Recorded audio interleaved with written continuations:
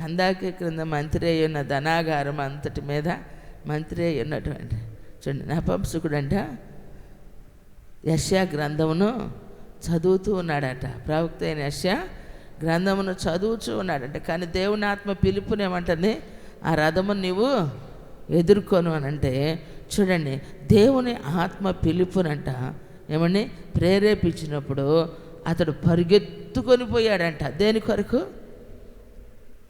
అతడు చదువుతూ ఉన్నాడు. చదివేది ఏంటో నీకు అర్థమయ్యిందా అంటే అప్పుడేమంటున్నాడు, చెప్పేవారు లేనప్పుడు చదువుతున్నది నాకెలా అర్థమయ్యిద్ది అని.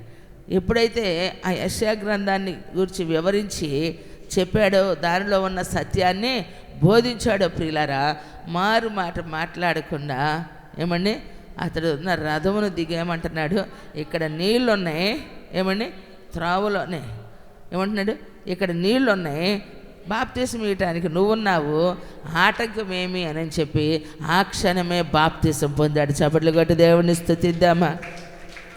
చూడండి ప్రియులారా, ఎందుకంటే ఈరోజు గొప్ప గొప్ప వారు, గనులైన వారు, సామంతులు ఏమండి ధనికులు చనిపోతూ ఉన్నారు క్రీస్తుని ఎరుగకుండానే. కానీ ఈరోజు మనం రక్షించబడ్డాం. మన చుట్టూ ఉన్నవారు రక్షణ లేని వారు ఎంతోమంది ఉన్నారు.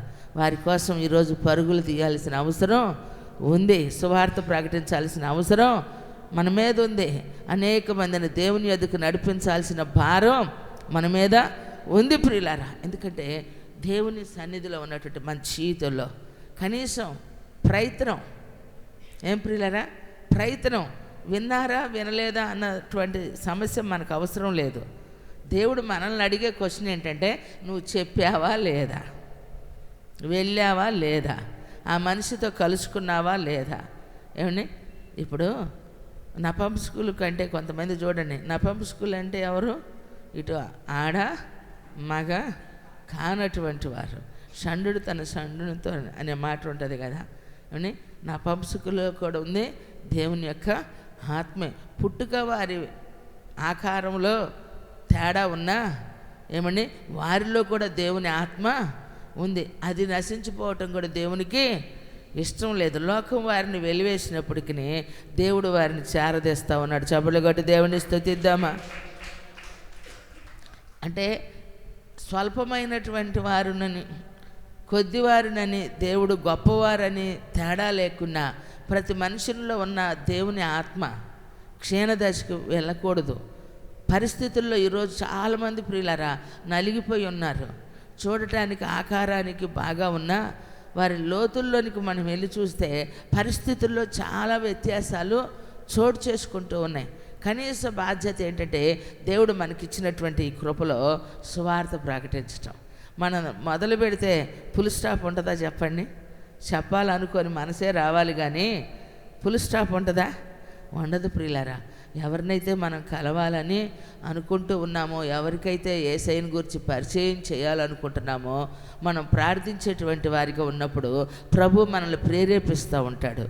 మనం ప్రార్థన చేస్తూ ఉన్నప్పుడు మనలో దేవుడు నడిపింపునిస్తాడు, ఫలానా వ్యక్తి దగ్గరికి వెళ్ళు అని. వారు ఉన్న శ్రమ దేవునికి తెలుసు, వారికి తెలుసు, మనకు తెలియదు. కానీ వారి అవసరత నెరిగి దేవుడు మనల్ని ఏం చేస్తాడు? వెళ్ళమంటాడు. ఎప్పుడైతే దేవుని ప్రేమను వారితో పంచుకుంటామో ప్రియులరా, వారు బ్రతికేదానికి వీలైంది. దేవునికి మహిమ కలుగునుగాక. ప్రైజ్ ది లార్డ్, హల్లెలూయా. కాబట్టి నా దేవుని ప్రేమను మనం అనుభవిస్తూ ఉన్నప్పుడు ఇతరులకు కూడా మనము పంచిపెట్టాలి. నిజంగా సువార్త ప్రకటించే దానికోసం పిలుపులాగా మనం పరిగెత్తుతున్నామా? దేవుడు మనల్ని ఎన్నిసార్లు ప్రేరేపిస్తున్నాడు. నీ ప్రక్కింటి వాళ్ళకి చెప్పు, నీతో బస్సులో ప్రయాణం చేసేటప్పుడు సీట్లో కూర్చున్న వాళ్ళకి చెప్పు, ట్రైన్లో నువ్వు వెళ్తున్నప్పుడు నువ్వు ఉన్నటువంటి నీ ప్రక్క వారితో పంచుకో.